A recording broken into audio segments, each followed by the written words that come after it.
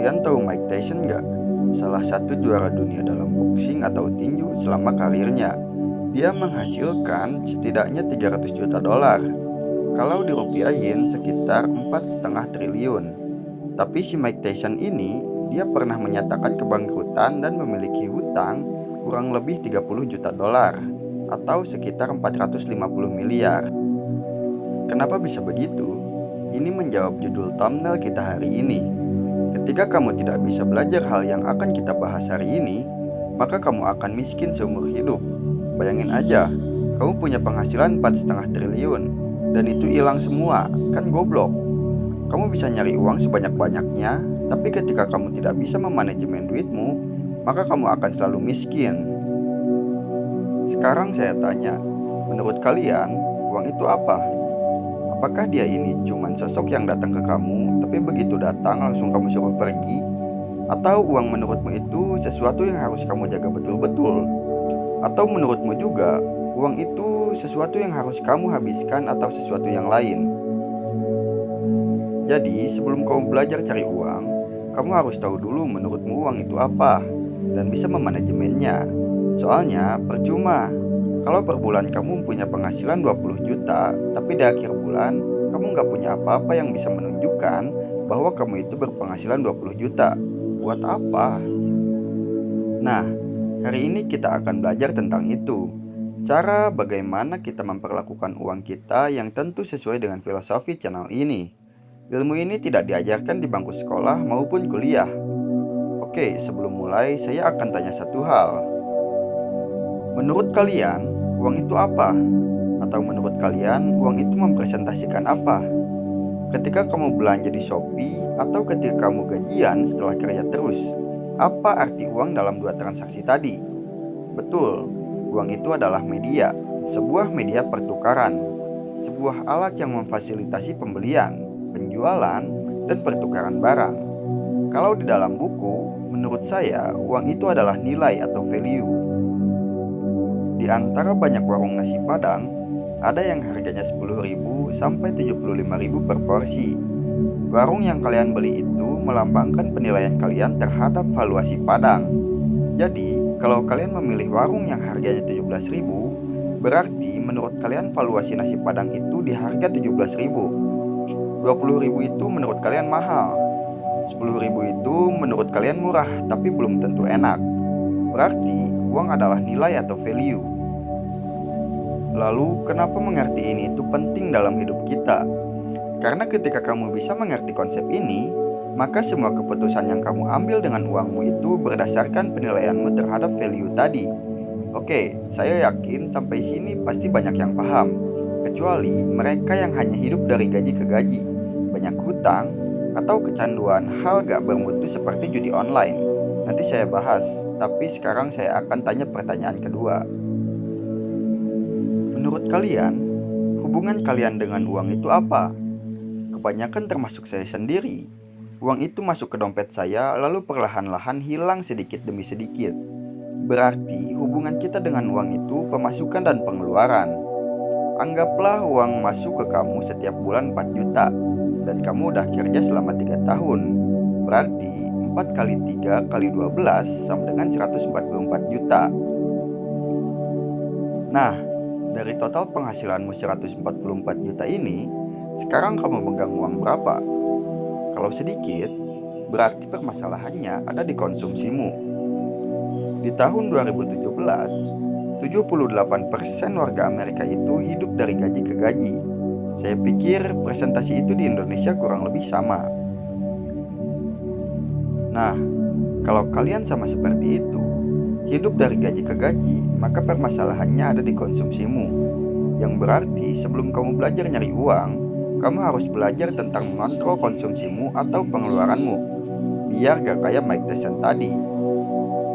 Sebesar apapun penghasilannya, kalau manajemen uangnya busuk, pasti akan hilang, akan habis, kayak Mike Tyson tadi.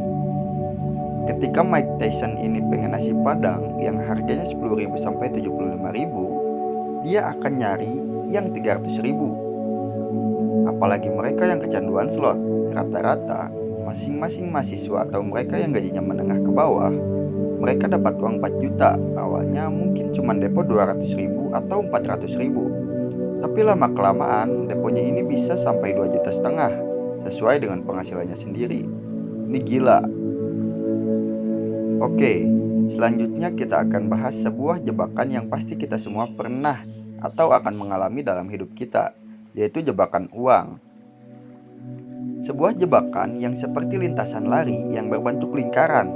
Kita lari terus, tapi cuma muter-puter aja, seperti lingkaran setan.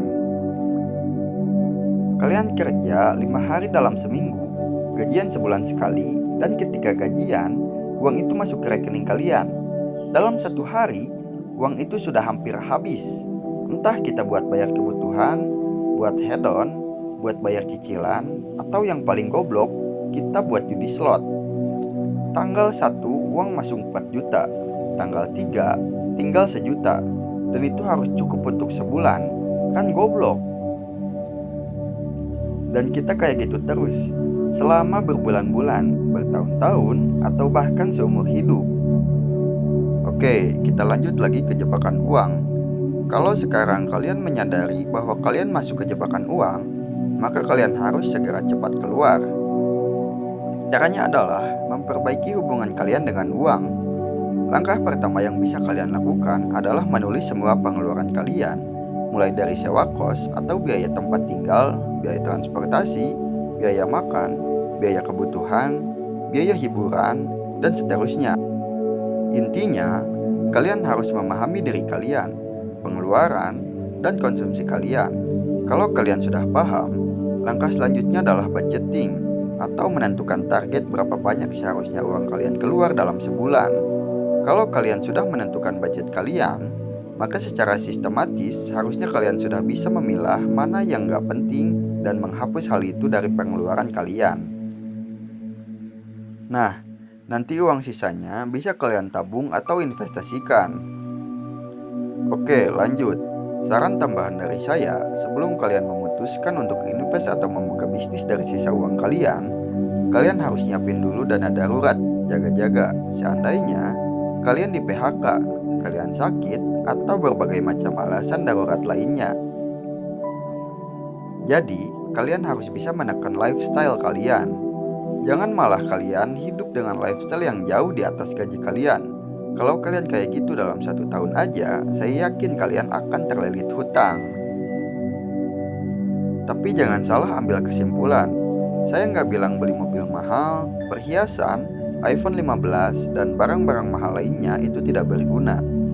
Yang saya maksud, belinya sesuai standar gajimu, atau kalau memang beli yang di atas itu, pastikan kalian udah nabung dulu dari lama, bukan dari gaji kalian bulan itu.